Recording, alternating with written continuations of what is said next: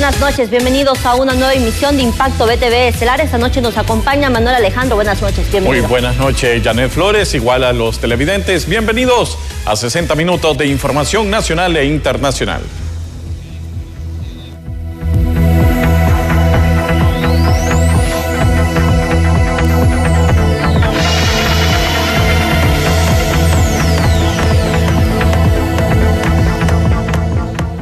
Y las enfermeras del Servicio Civil y la CESAL firman ya el acuerdo y ponen fin a los 9 días de protesta a nivel nacional.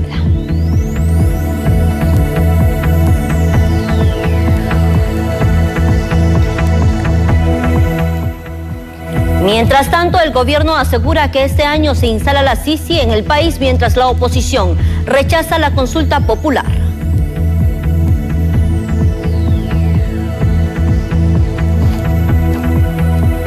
Y 6 niños fueron hospitalizados tras ser atacados, esto por unas mudanzas o las medusas, esto en playas de Omoa.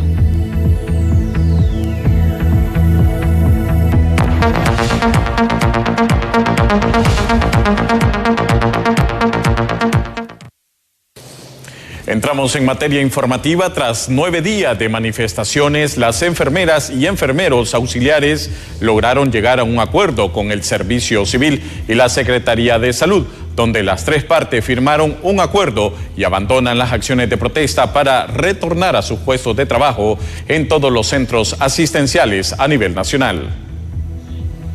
Tras lograr su objetivo, enfermeras suspenden las acciones de protesta en todo el país y se comprometen a volver a brindar atención de salud de forma habitual a los pacientes en los centros asistenciales públicos. Y es importante decir, nosotros a partir de este momento damos la instrucción a nivel nacional para que suspendan las asambleas informativas y que a partir de ahora inicie un diálogo franco, sincero y sin ningún tipo de situaciones oscuras o por debajo de la mesa como las que se manejaron en esta última situación que se hizo en la ex Dirección Nacional de Servicio Civil.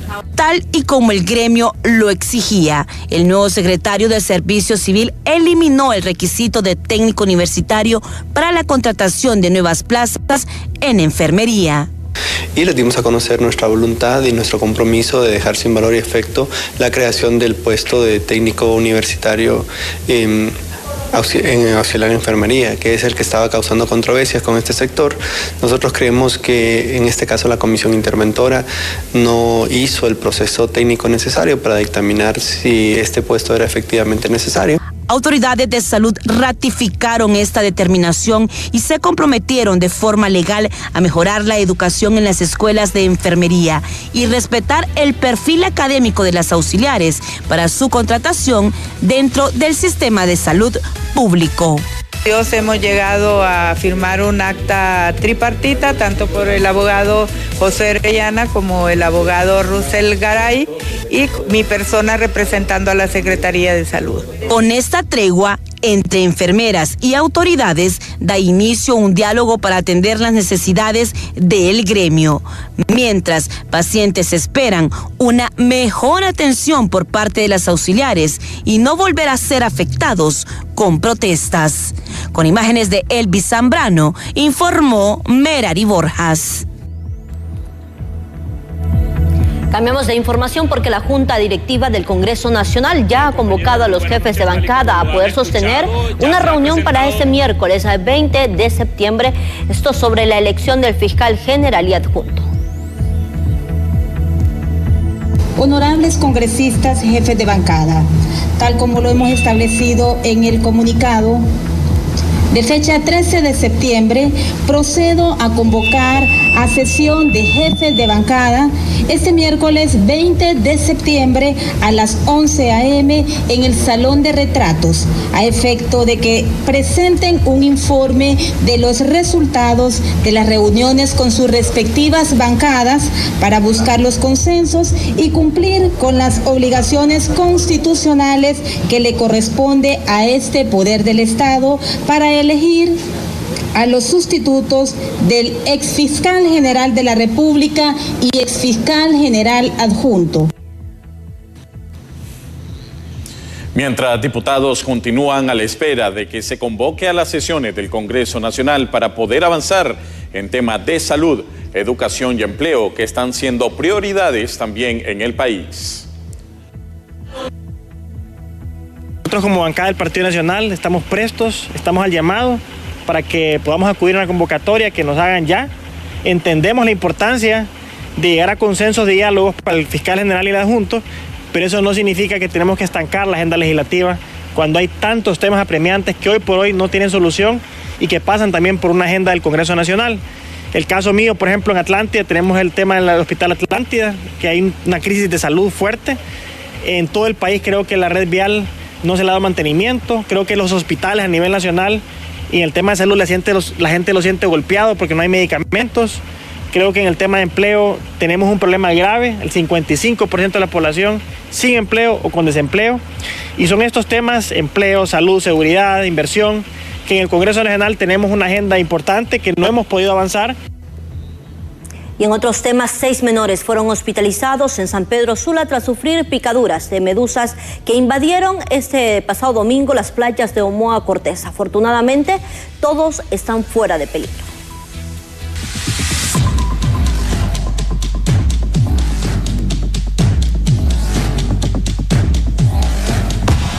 Un domingo de paseo en las playas de Omoa Cortés se convirtió en una visita de emergencia al hospital cuando llegó a la bahía una invasión de medusas que picaron a 6 menores que se encontraban bañando en la orilla. De inmediato, 2 de ellos, uno de 16 y otro de 2 años, fueron trasladados al hospital Mario Catarino Rivas, mientras que los otros 4 llegaron al Seguro Social. Actualmente nosotros recibimos 4 pacientes, todos en edad pediátrica, el mayor de 15 años, el menor de 6 años, la niña de 6 años ya fue dada de alta. Hay una paciente ingresada en sala de pediatría de 15 años, estable completamente, solo en vigilancia, y tenemos un niño de 14 años ingresado en la sala de cuidados intensivos pediátricos. Nunca estuvo intubado, no necesitó ventilación mecánica, pero sí está en vigilancia por monitoreo hemodinámico, cuidados de choque anafiláctico por la liberación de catecolaminas secundarias a la picadura de la medusa. Pero el niño está estable, está comiendo con apoyo inotrópico y no ha tenido ningún deterioro. Esta aparición de medusas en la bahía o las orillas de las playas son totalmente atípicas y puede ser consecuencia de la contaminación de las aguas hondureñas, según indica este experto. Definitivamente que se debe a la alteración, digamos, del pH, digamos, de las aguas, sus niveles de salinidad, la mezcla con las aguas dulces que llegan y la recarga exagerada de detritus, de residuos orgánicos, ¿verdad? Entonces todo esto hace, digamos, que se concentren en la zona, ¿verdad? Definitivamente es otro llamado más, ¿verdad? O sea, estamos realmente alterando el ecosistema, ¿verdad? En la zona de Cortés, ¿verdad? Que si no se controla, las autoridades no toman las medidas justamente necesarias, pues vamos a terminar como perdiendo esa condición de ser el segundo arrecife del mundo. Las personas que son atacadas por medusas tienen un periodo de 2 horas para ser atendidos antes que el veneno empiece a hacer efecto, y en caso de ocurrir reacciones alérgicas puede derivar en un cuadro grave e incluso la muerte, aunque en el mundo solo se registran 2 casos mortales. Muchos pacientes que sí se han documentado 2 casos en Australia hace más o menos 10 años, donde fallecieron por una parada cardíaca secundaria a la picadura de medusa. ¿Cuánto tiempo? Ante lo ocurrido, los médicos recomiendan evitar ingresar a zonas donde haya avistamiento de medusas y extremar las medidas con los pequeños cuando se realicen paseos en lugares donde ya existen antecedentes de ataques de estas especies marinas. Con imágenes de Darwin González, les informó Cintia López. Ante la anunciada consulta popular con la que el gobierno pretende crear un Estado socialista, se pronuncian diputados de la oposición cerrando las puertas para aplicar un plebiscito hasta que se solventen las diversas problemáticas del país que también requieren de inversión. Ante las pretensiones expuestas por la presidenta Xiomara Castro de convertir a Honduras en un estado socialista, diputados de la oposición le cierran las puertas a las intenciones del gobierno de convocar a una consulta popular para esa finalidad. Si nosotros peleamos por ir a trabajar y aquí la Junta Directiva Ilegal lo que hace es rascarse el ombligo porque no ha podido convocar por la falta de consenso. ¿Por qué no trabajamos de forma paralela una agenda propositiva? Llamamos a la convocatoria en lo que se llevan los consensos y los diálogos abiertos y sinceros para darle ese fiscal general que responda a los intereses del pueblo hondureño. Porque no hay interés, pueblo hondureño, no hay voluntad. Lo que quieren acá es crear el caos, la polarización de la sociedad que siga y por ende que se siga tratando de manera indiferente los problemas estructurales del pueblo hondureño. Según diputados nacionalistas, son múltiples las necesidades en el pueblo hondureño, mismas que el gobierno debe solventar antes de apoyar e invertir en una consulta popular. Los hospitales están sin medicinas, no hay inversión en infraestructura, no hay inversión social, una precariedad en el sistema educativo del país, una ola de violencia tremenda, una migración exacerbada y tantas carencias y tantas necesidades que tiene la ciudadanía. Y a estos comunistas que nos gobiernan, porque hay que llamarlos como son, ¿verdad? Y son unos comunistas que lo único que persiguen es concluir el plan que no pudieron terminar en el 2009. Y lo único a lo que se ha dedicado la presidente Xiomara Castro es hacerle caso a su marido, a las absurdas ideas que tiene y a las obsoletas ideas que tiene Mel Zelaya. El país no está en condiciones para la aplicación de un plebiscito, ya que con dicho mecanismo se podría violentar aún más la Constitución, según profesionales del derecho. No creo que estemos en la capacidad para eso, y si vamos a generar este espacio para preguntarle temas a la ciudadanía que no están permitidos en la Constitución, no, creo que no es correcto. Si antes se violó la Constitución en el pasado, no significa que ahora también deba hacerse. Debemos de comenzar una época diferente, ahora son tiempos distintos, no es correcto violar la Constitución, estar generando espacios que no son correctos. Respetemos la Constitución, al pueblo se le puede consultar, pero en el margen de respeto absoluto a la Constitución y temas sobre los cuales los políticos no se puedan poner de acuerdo. El artículo 5 de la Constitución expone el referéndum y el plebiscito como una de las formas de democracia participativa. Sin embargo, solamente podrán ser convocadas por temas de importancia fundamental en la vida del país. Con imágenes de Walter Pérez les informó Daniela Mejía. Por otro lado, diputados del Partido Salvador de Honduras consideran oportuno la implementación de una segunda vuelta electoral para poder mejorar el actual gobierno. Sin embargo, la mora legislativa en el Congreso Nacional está pausando la implementación de estas reformas electorales. Bueno, primero, para poder tener una segunda vuelta ocupamos una reforma constitucional y una reforma constitucional requiere de 2 legislaturas y las elecciones ya son en el 2025, pero el llamamiento a elecciones se va a hacer en septiembre del 2024. Por lo tanto, antes de, diría yo, a más tardar durante el final del primer semestre, tendríamos que tener estas reformas listas para que el Consejo Nacional Electoral pueda trabajar su cronograma o su calendario en función de esta reforma. Entonces, debe de aprobarse la reforma antes del 24 de enero del año 2024 y debe ratificarse lo más pronto posible en la tercera legislatura que inicia el 25 de enero del 2025. Iremos a nuestra primera pausa comercial. Cuando retornemos, en alerta autoridades por 10 muertes por dengue en Comayagua.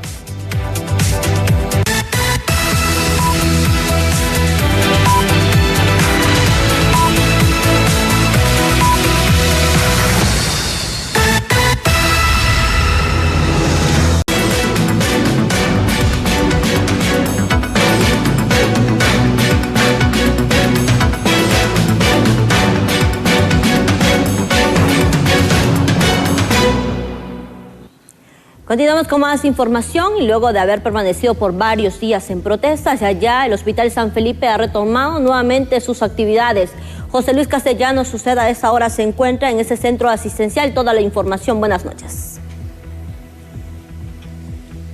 Así es, licenciada Janet Flores, muy buenas noches. Buenas noches a los televidentes que nos sintonizan a esta hora. Tal y como lo da a conocer luego de varios días en protesta a los enfermeros ante esta problemática que se estaba viviendo en este gremio, el día de hoy ya se ha logrado importante acuerdo y sobre todo solventar la situación momentáneamente, ya que no solamente en Tegucigalpa, sino que en diferentes puntos estratégicos del país se encontraban en total tomas, precisamente en exigencia lo que son los enfermeros.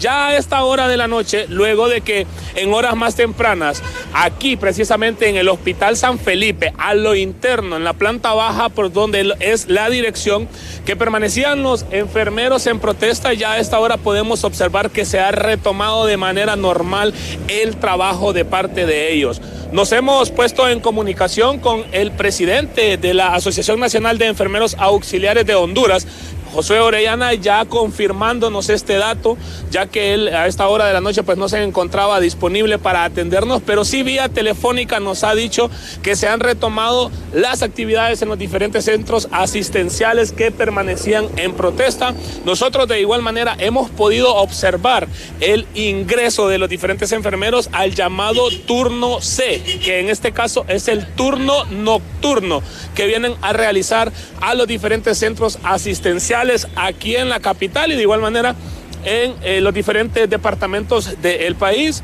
Importante este acuerdo que se ha logrado, ya se ha retomado las actividades, ya vuelven a lo que son las rutinas diarias, los enfermeros, los diferentes turnos que se encontraban.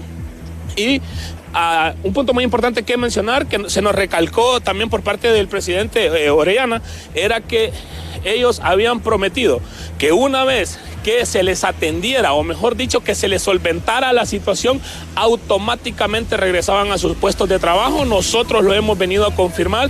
Él nos lo ha mencionado, como lo decía al inicio, vía telefónica, de que se está trabajando de manera ya normal luego de que se solventara la situación. Y pues ya a ver el día de mañana, precisamente porque ha quedado al pendiente algunos puntos en la hoja de acuerdo precisamente que se firmó el día de hoy con lo que es servicio civil. Nosotros estaremos al pendiente para tratar de darle seguimiento a esta noticia, a esta situación, cómo queda, porque pues la principal problemática, o mejor dicho, el punto primordial era que regresaran a sus puestos de trabajo, ya que no solamente se estaban tomando los centros asistenciales, sino que los diferentes ejes carreteros principales del país. De momento, compañeros, no sé si tienen alguna consulta desde estudio, si no voy a retornar con ustedes.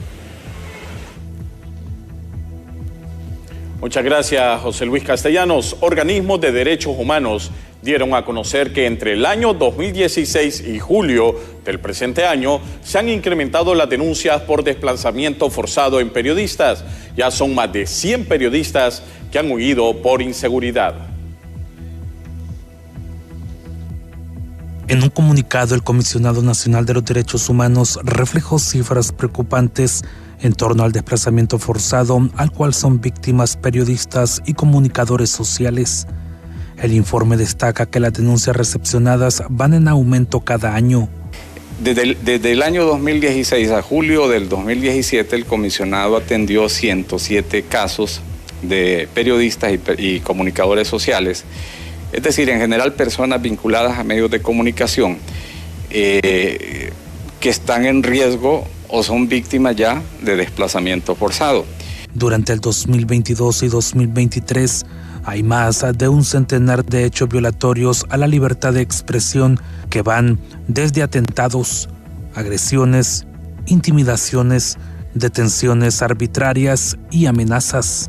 Esto debe ir también el tema de seguridad, pero recordemos que la percepción a veces de la ciudadanía es de que todavía no hay esa confianza definitiva en los aparatos de seguridad del Estado. Entonces, normalmente la gente, si usted le dice que vaya a poner una denuncia a la DPI porque lo están desplazando, las personas no quieren ir. Y eso que en el Código Penal existe la figura de quien provoque el desplazamiento, hay una pena que puede imputársele.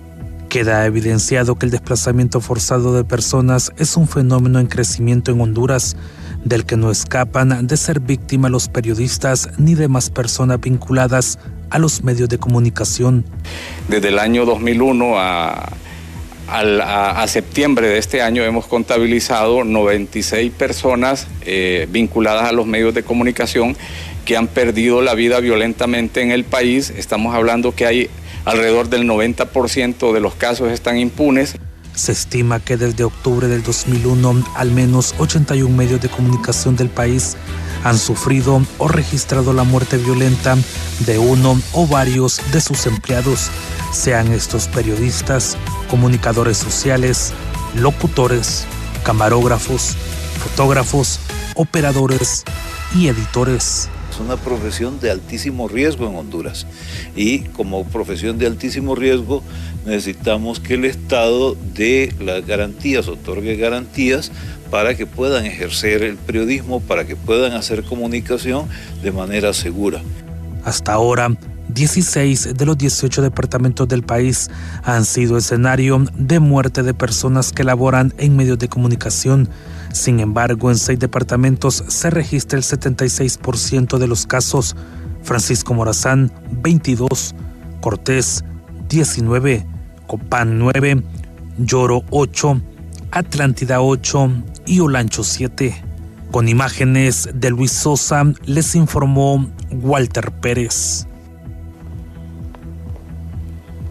En otros temas, el ozono sobre la atmósfera está degradándose rápidamente y esta radiación está provocando directamente al ser humano afectaciones como el cáncer de la piel, las cataratas en los ojos y otros melanomas. Por eso la importancia de cuidar la capa de ozono.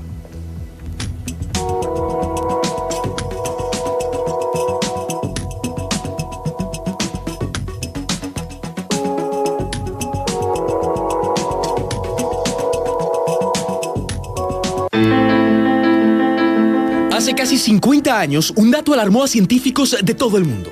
Entre 1974 y 1990, la concentración de ozono sobre la Antártida en el hemisferio sur había bajado hasta un 70% frente a la concentración normal. Entonces, la comunidad científica lo llamó el agujero de la capa de ozono. La alarma fue general. Había un solo átomo que podía destruir hasta 100.000 moléculas de ozono. A ese ritmo, era insostenible la conservación de la capa. El ozono estratosférico tiene la capacidad de generarse y degenerarse naturalmente, pero la presencia de estas sustancias sobre la atmósfera realmente lo que está haciendo es que haya un proceso de degradación más rápido de lo que puede generarse. El ozono absorbe entre el 97 y el 99% de la radiación ultravioleta que entra a la Tierra. Con una capa débil, la afectación humana es directa. El cáncer de piel, las cataratas en los ojos y distintos tipos de melanomas tienen relación directa con un aumento en la exposición a la radiación solar. Pero ¿cómo se destruye la capa de ozono? Los científicos descubrieron que los químicos utilizados en los refrigerantes, por ejemplo, en el aire acondicionado de la oficina, en el que usamos en el automóvil o el refrigerador de la cocina, tenían cloro y bromo. Estos elementos destruyen el ozono y lo convierten en oxígeno. Cuando ha habido debilitamiento de la capa de ozono, ha habido un desorden en los ciclos de producción de las cosechas.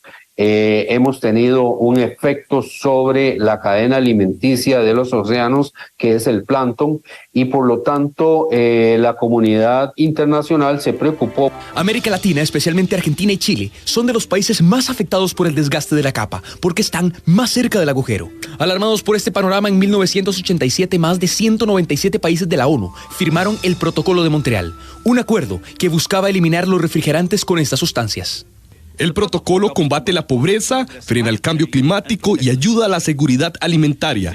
El trato creó nuevas oportunidades de negocio y generó un potencial económico de casi $2 billones para el 2015. Gracias al acuerdo, solo en Estados Unidos se evitaron 280 millones de casos de cáncer de piel, 45 millones de cataratas y el mundo sería un 25% más caliente.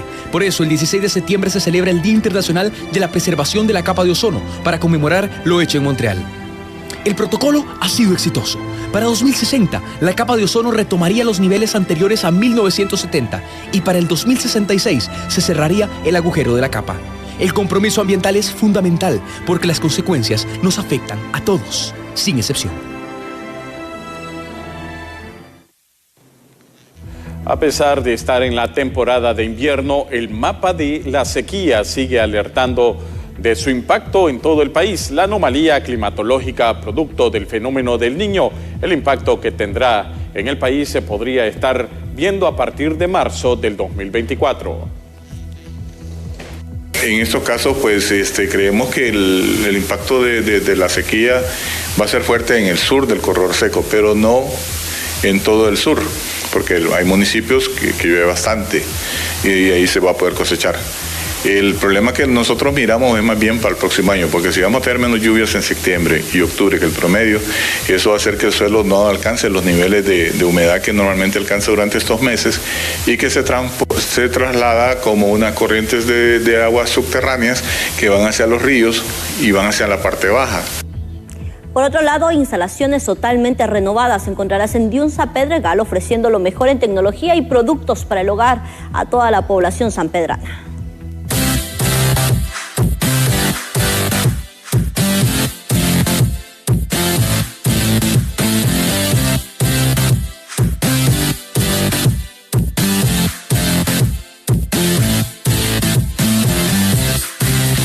Diunsa dio a conocer la renovación de la tienda Diunsa Pedregal en San Pedro Sula, ofreciendo un ambiente moderno y variedad de productos. Bueno, hoy hemos lanzado Diunsa Pedregal nuevamente porque le acabamos de hacer una remodelación. Hemos renovado todos los espacios de tienda para mejorarle la experiencia de compra a todos nuestros clientes, a los sanpedranos. Además, departamentos seleccionados cuentan con ofertas exclusivas. Bueno, tenemos los diferentes departamentos totalmente renovados, como el área de deportes, el área de tecnología, juguetería, para que puedan venir a comprar y bueno, sentirse bien, con una buena climatización, una nueva iluminación para que podamos ver mejor esos productos y puedan disfrutar de las mejores marcas a los mejores precios. Diunsa Pedregal destaca lo último en decoración navideña. Sí, bueno, en Diunsa ya comenzó la temporada navideña, sabemos de que somos la tienda oficial de la Navidad y bueno, este año no es la excepción. Tenemos los mejores decoraciones y los mejores de arbolitos para que los pongamos desde ya. Las nuevas instalaciones de Diunsa Pedregal están acondicionadas para que cada cliente se lleve una experiencia inolvidable. Diunsa, aquí ahorra siempre.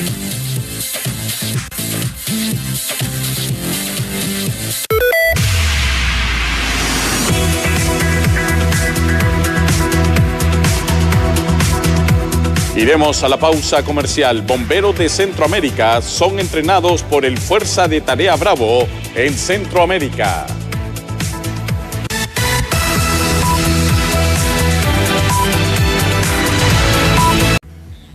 Continuamos con más noticias y la delegación de Honduras que asiste a la Asamblea General de las Naciones Unidas exaltó la importancia de los acuerdos que han firmado ya la presidenta Xiomara Castro para poder permitir la instalación de la Sisi este año en nuestro país. Pero es César Uceda desde Nueva York quien tiene todos los detalles. Bien, muchas gracias, compañeros. En el estudio principal, tal como ustedes lo mencionan, hace algunos instantes atrás, el canciller de la República, Eduardo Enrique Reina, ha ofrecido una conferencia de prensa en donde se ha referido a la Corporación Andina de Fomento y la espera por parte del gobierno para que sea apoyada estas iniciativas por parte de la presidenta Xiomara Castro Sarmiento. En este momento que nos encontramos en la ciudad de Nueva York, específicamente en las inmediaciones del edificio de la Organización de Naciones Unidas, en donde el día de mañana la presidenta de la República, Xiomara Castro, estaría ofreciendo su disertación ante esta entidad. Sí, muchas gracias. Efectivamente, el día de ayer se dieron reuniones muy importantes para el país. La primera es la reunión que tuvo la presidenta con el secretario general de las Naciones Unidas, con el señor Guterres, en el cual se abordaron pues varios temas de la agenda con Naciones Unidas de la cooperación con Honduras, pero el más importante es el tema de la instalación de la Comisión Internacional para la Lucha contra la Corrupción y la Impunidad en Honduras, la CICI. Este mecanismo pues para avanzar sobre todo en la suscripción del convenio que es el que dará vida a la CICI. Ya se han dado, pues cumpliendo el memorándum de entendimiento, 2 visitas del equipo de expertos. Ahora se está dando otra, precisamente en este momento está en Honduras. Y el interés de la presidenta era conversar con el secretario general para avanzar en lo que sea la preparación del convenio. En ese sentido, ella le presentó ya formalmente al secretario general un proyecto de convenio para empezar a negociar ya con los equipos de Naciones Unidas el convenio particular, solicitando a ella que lo más pronto posible, pues en este mes de octubre se lleven a cabo estas negociaciones.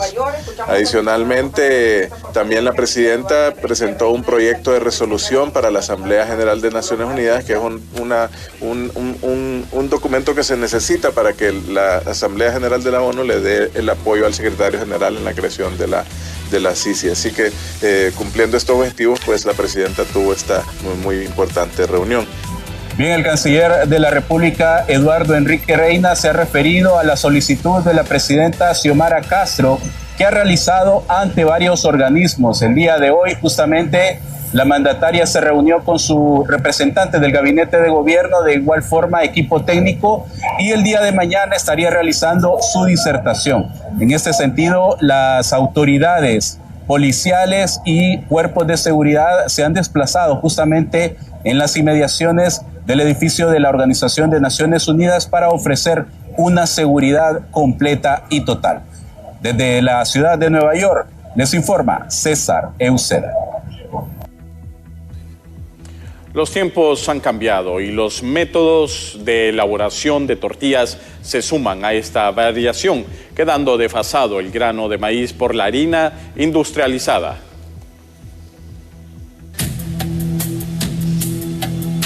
En los últimos meses, la venta del maíz en el mercado Medina de San Pedro Sula ha tenido una reducción en un 50%. Locatarios mencionan que una de las principales causas que ha influido en sus ventas ha sido el cambio que han tenido las tortilleras al reemplazar el maíz tradicional por la harina de este grano básico. Ya la gente como ya ni para los tamales usa ya el maíz, sino que ya la harina procesada. Y sí, ciertas personas usan el maíz, pero es mínimo el porcentaje que usa el maíz puro para hacer los tamales.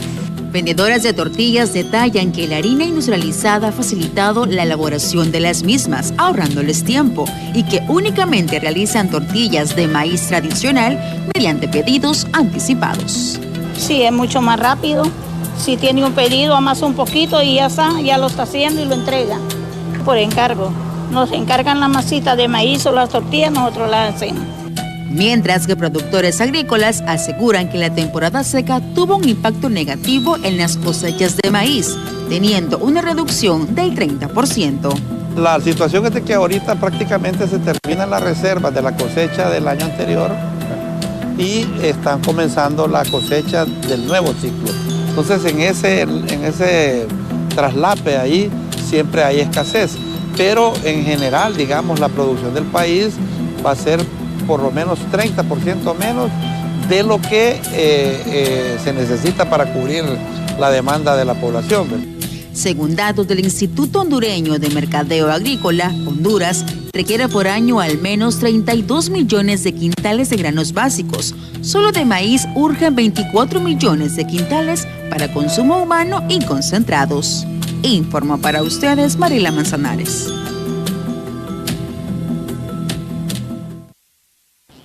Mientras tanto, la reducción del impuesto sobre la venta podría ser un arma de doble filo y agudizar la crisis en cuanto a la recaudación de los fondos por parte del Estado. Así lo han afirmado ya los economistas. Si es bien abordado el tema y si es bien dirigido, digamos, la forma en cómo el usuario de este porcentaje que podríamos dejar de ese 3%, ¿verdad? Ya en lo que es el bolsillo de los ciudadanos, y si este es dedicado también al consumo, que es lo que se espera. Al consumo, ¿por qué? Al dedicarse al consumo, entonces se reactiva la otra actividad productiva y se genera el ingreso que yo perdí en este momento de ese 3%, lo recupero después en el ingreso también sobre venta, posteriormente, ¿verdad? Por la dinámica que se da en la producción y sobre la renta. Entonces, habría que analizar también a fondo, ¿verdad? Cuáles son las estrategias que va a utilizar el gobierno como tal, qué es lo que va a dinamizar, digamos, qué es lo que más le interesa en la parte de política fiscal, y con base a eso podríamos decir de que el gobierno podría tener un acierto o podría profundizar la crisis de obtención de fondos también. El presupuesto general de la República, que aumentará en casi 14.000 millones de lempiras, podría ser más de lo mismo, aseguran economistas. mientras que el gobierno asegura que la distribución durante el 2023 ha sido bien aplicada y seguirá de la misma manera y sobre todo en salud y educación.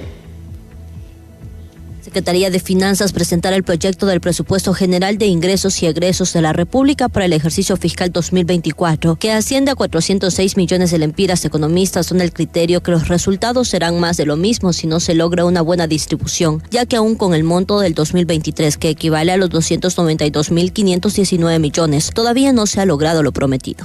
Los presupuestos se aumentan en casi 14.000 millones de lempiras y el problema es que se está asignando más recursos y se está haciendo lo mismo que antes o incluso en algunas áreas menos. Si uno está aumentando la cantidad de recursos, se tendría que esperar y hacer más, pero eso no está pasando en Honduras, por lo menos hasta ahora. Este proyecto de presupuesto ya fue remitido al Congreso Nacional. Ahora tendrán que discutirlo y aprobarlo, aunque se pueden generar otras modificaciones. Se está en evaluación el presupuesto, pero está priorizado en los temas importantes de la presidenta, como ser salud pública, seguridad pública, y también viene un presupuesto amplio para la parte de la infraestructura. Necesitamos más seguridad pública, necesitamos fortalecer algunas áreas en el Ministerio de Defensa para que también acompañen las políticas de seguridad pública. En tanto, salud y educación siguen siendo las áreas prioritarias. Sin embargo, la crisis, aún con un mayor presupuesto, se ha agudizado, añadió Barahona. Que hemos tenido en el 2022 y en años anteriores, siempre hay fuertes problemas y déficit en educación y en salud. Y eso creo que la población lo sabe mucho más cuando no encuentra medicinas en los hospitales, cuando no hay atención, cuando no hay pago para el personal médico, y en educación, pues cuando hay escuelas que no tienen los servicios básicos. Desorden de las instituciones públicas y el crecimiento de la masa salarial han permitido que este presupuesto se vuelva insuficiente, ya que se estima que desde el 2010 a la fecha se ha pasado de 92 a 130 instituciones públicas. Con las imágenes de Jesús Sánchez, les informó Janet Flores. Mientras tanto, otros economistas sostienen que el aumento del presupuesto general de la República para el próximo 2024 traerá grandes persecuciones al país, entre ellas el endeudamiento y también el empobrecimiento a todo el pueblo hondureño.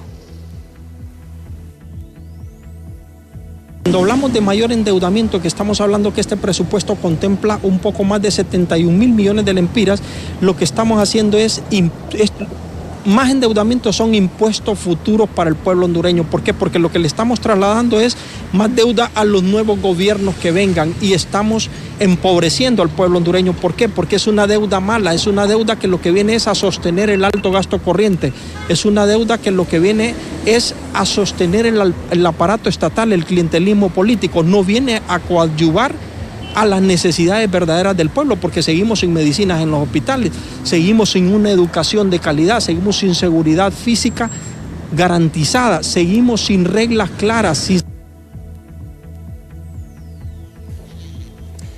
Lamentablemente se han registrado algunos casos de dengue y estamos hablando de contagios fuertes, entre ellos 6 muertes confirmadas, 4 sospechosas por dengue en el departamento de Comayagua, epicentro del virus.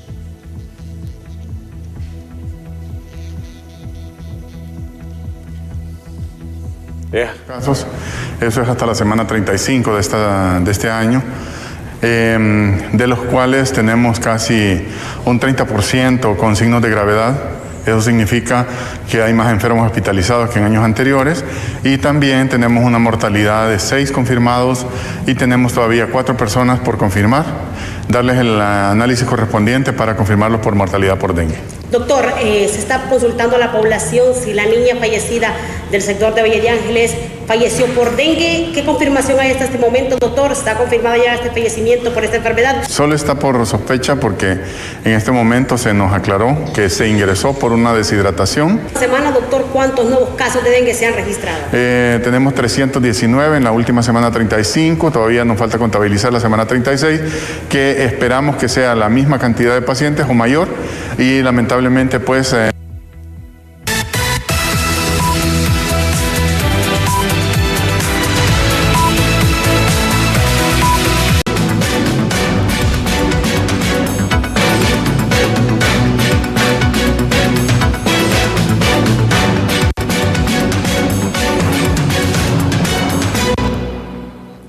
Continuamos con más información y los médicos del Hospital Escuela confirmaron ya que durante los últimos meses son más de 400 niños que han sido hospitalizados a consecuencia del dengue grave.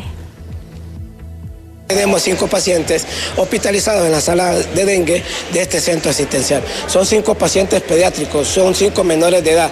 Por ende, siempre se dice a la población tomar todas las medidas necesarias para erradicar el dengue. En lo que va del año reportamos más de 400 pacientes hospitalizados por síntomas de dengue aquí en el Hospital Escuela. Y escucha bien, televidente, de ellos el 95% son pacientes pediátricos, son pacientes menores de 18 años. Así que ¿cuáles son las colonias que tienen mayor afluencia, que ingresan por síntomas de dengue aquí al Hospital Escuela? Son la colonia Villanueva, colonia Villadela, colonia Zaporte Norte, Cerro Grande, Nueva Suyapa, y tenemos una leve alza de pacientes que vienen de la colonia Kennedy.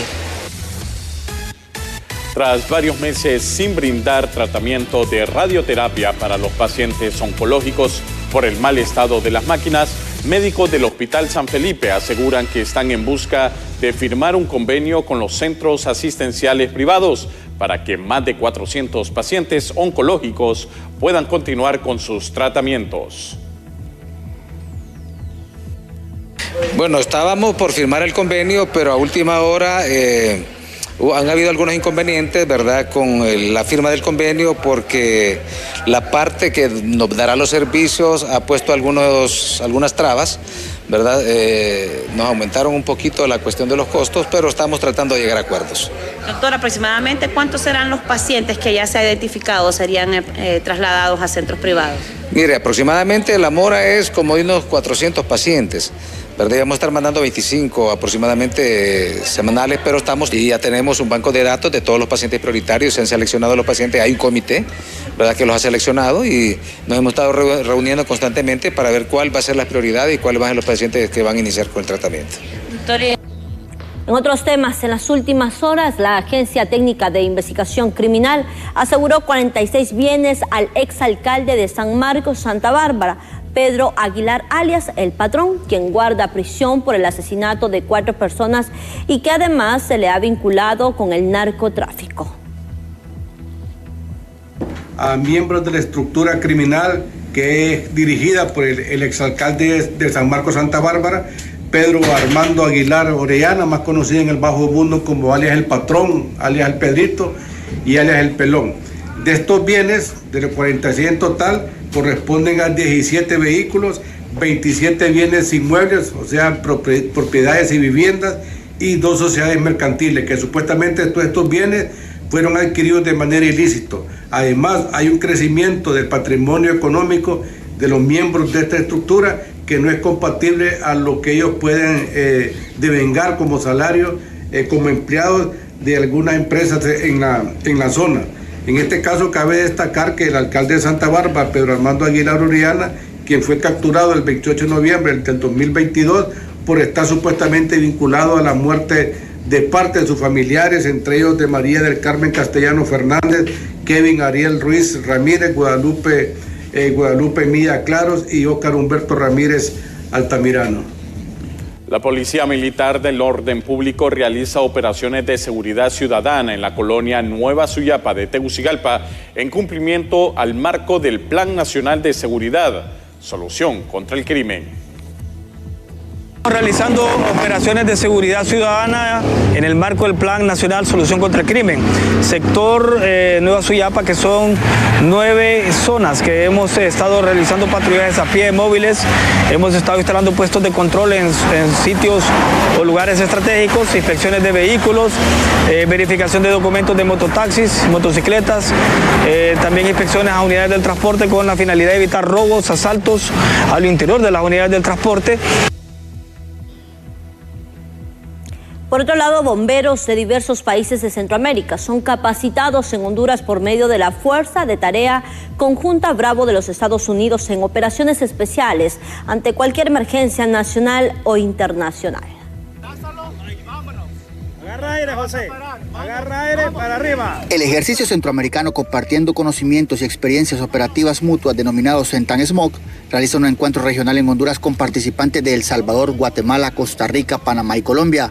Parte de su misión es mejorar las capacidades de las agrupaciones regionales de emergencia y tener una respuesta rápida ante los siniestros o desastres causados por la naturaleza. Tenemos evaluaciones, ahorita nomás vamos a enseñarles cómo nosotros trabajamos y agarrar ideas cómo ellos trabajan también, porque sí tenemos bomberos de El Salvador aquí también, nosotros agarramos técnicas de ellos, hablamos y las técnicas de nosotros también. El Centan Smog se desarrolla en la base aérea Sotocano, en Comayagua, Honduras, con duración de una semana donde más de 35 personas de diferentes nacionalidades son capacitados, ejercicio que se ha realizado durante 15 años. Sí, claro, sin duda alguna.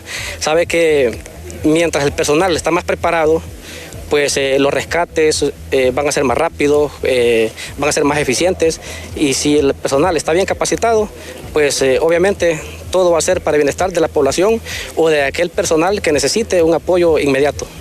Asimismo, sus participantes aseguran que estos ejercicios crean y fortalecen vínculos profesionales y personales, donde los bomberos multinacionales enfrentan desafíos y superan obstáculos juntos. Consideramos que todo el aprendizaje que hemos tenido hasta este segundo día de trabajo ha sido muy bueno y aprovechado, sobre todo porque vamos a poder compartirlo con cada uno de los bomberos en El Salvador, que ese es el objetivo prioritario de esta visita a este hermano país. Esta capacitación incluye prácticas en incendios estructurales, extracción de vehículos, incendios de aeronaves, que finaliza con una serie de competencias internas para evaluar y probar sus condiciones físicas. Este tipo de actividades desarrolladas por la Fuerza de Tarea de Conjunta Bravo de los Estados Unidos permite que grupos de rescate de los países de Centroamérica se especialicen en técnicas nuevas y puedan hacer intercambio de culturas. Esto para mejorar la prevención a nivel centroamericano. Oscar Ortiz, Noticieros Impacto, BTV. Organizaciones feministas se mantienen en alerta ante el aumento desmedido de asesinatos de mujeres en el país. Según datos, al menos 2 féminas son asesinadas a diario en Honduras, estimando el deceso de 370 víctimas durante este 2023. Lamentar que en lo que va del año tenemos más de 370 mujeres asesinadas.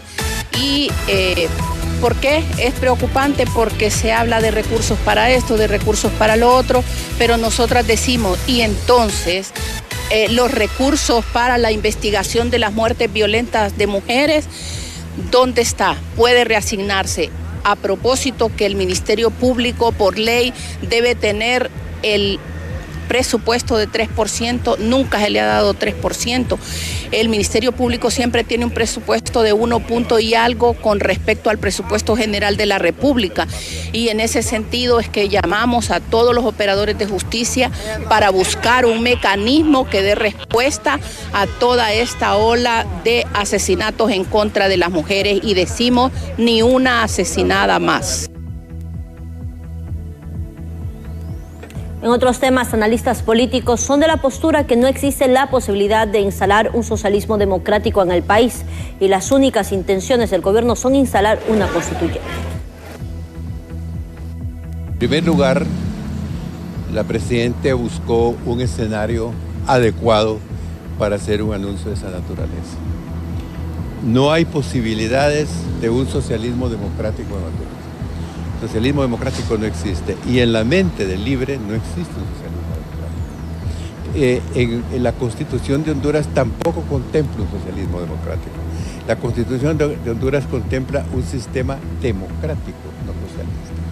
Entonces la Constitución no le sirve. Y este mensaje de ella, de una consulta popular, esa consulta popular necesita el apoyo del Congreso de la República. Bien, así hemos llegado ya al final de este espacio informativo. Manuel Alejandro, ha sido un gusto. Buenas noches. Igualmente, Janet Flores, buenas noches. Y a los televidentes, los esperamos siempre con todos los noticieros de Impacto PTV. Buenas noches. Buenas noches.